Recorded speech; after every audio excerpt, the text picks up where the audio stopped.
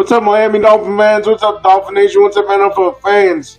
In today's video, we're going to discuss with General Manager Jon Eric Sullivan and also Jeff Hafley said about A-Chain and what they said about what they said in the owners' meetings this past Monday, and then I'll go ahead and cover what they said yesterday in yesterday's owners' meetings, what Jeff Hafley said yesterday in tomorrow's video.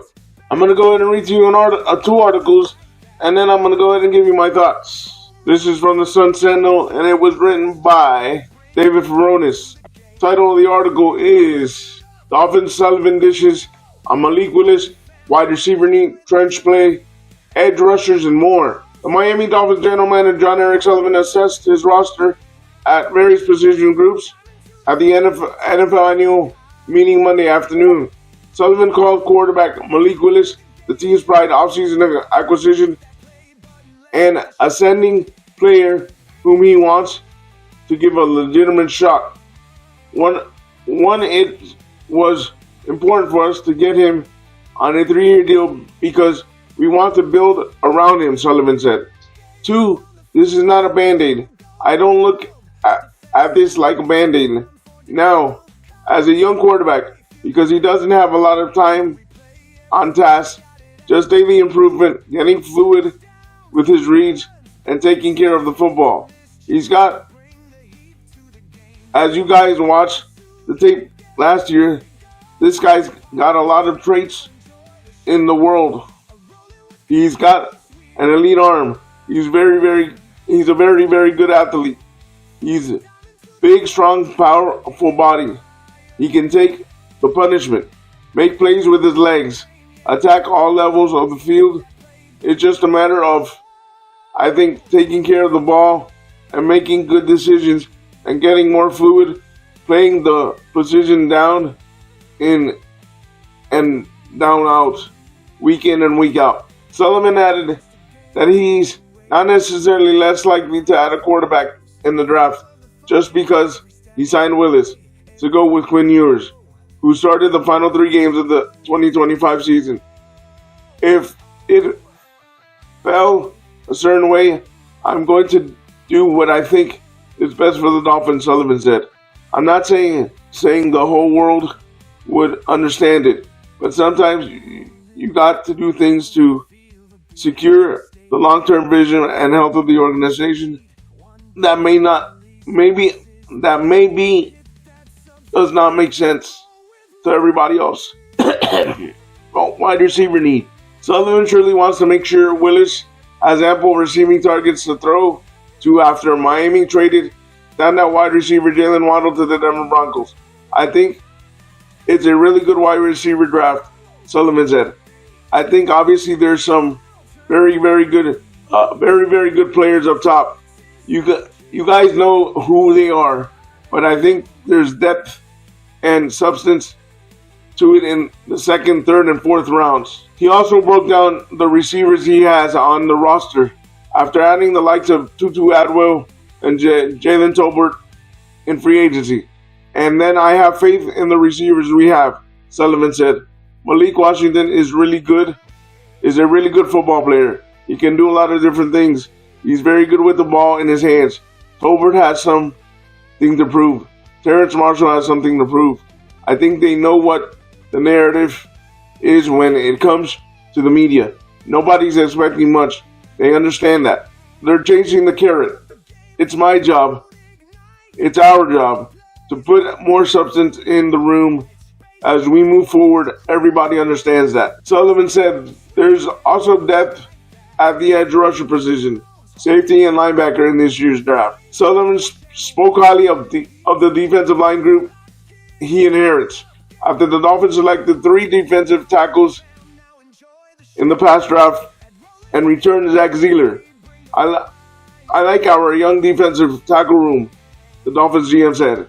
I think Jordan Phillips, Kenneth Grant, those guys, Zeke Biggers, I like Zach Zeeler. I believe, obviously, he's a good player. He's an established player. I like our defensive line. We'll continue to add to it. And the offensive line, of course, it starts with his top 2 blockers.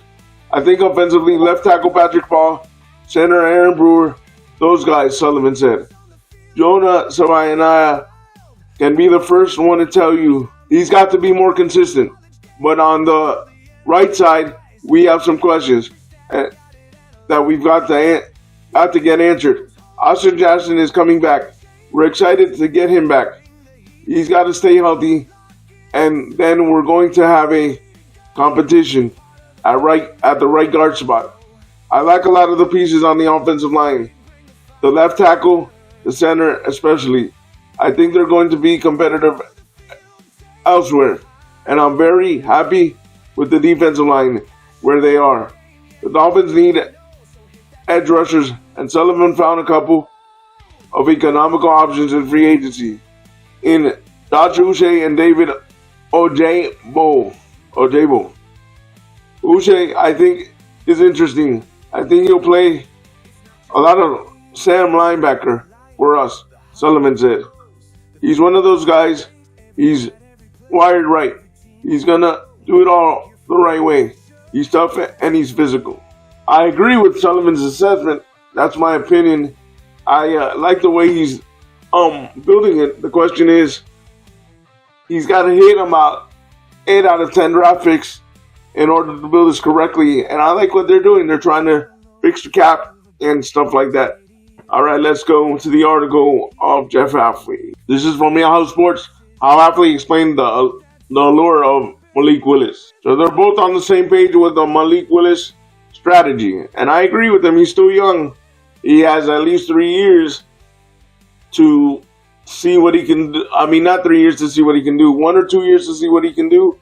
And he'll be 29 in 3 years. So by the 4th year, he'll 30.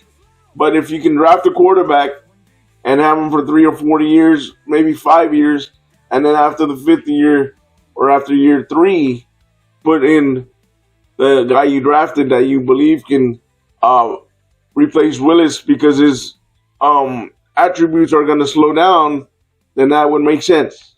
We'll see what he had to say now at the NFL meetings. The NFL's annual league meeting is taking place in Phoenix, Arizona this week, which gives the media the opportunity to speak with coaches who are in attendance. One of those coaches was the new head man for the Miami Dolphins, Jeff Hafley. Hafley took over Miami this offseason and is working toward building a foundation in his first year as the man in charge. Hafley joined Kay Adams of her Show Up and Adams to discuss various topics, including new quarterback and how they're going to surround him with talent to try to compete in the near future. What's with Willis? One thing seems clear about Miami's acquisition of their new quarterback. Malik Willis, the team loves him. Hafley came from Green Bay there. Willis resurrected his career after being traded for a conditional 7th round pick where he fell out of favor in Tennessee. Willis was heavily targeted by Miami this offseason and ultimately signed with the Dolphins to be their quarterback of the present, with a chance to establish himself as a long-term starter. As Hafley talked to Adams on her show, it was clear he was thrilled to bring Willis with him from Green Bay.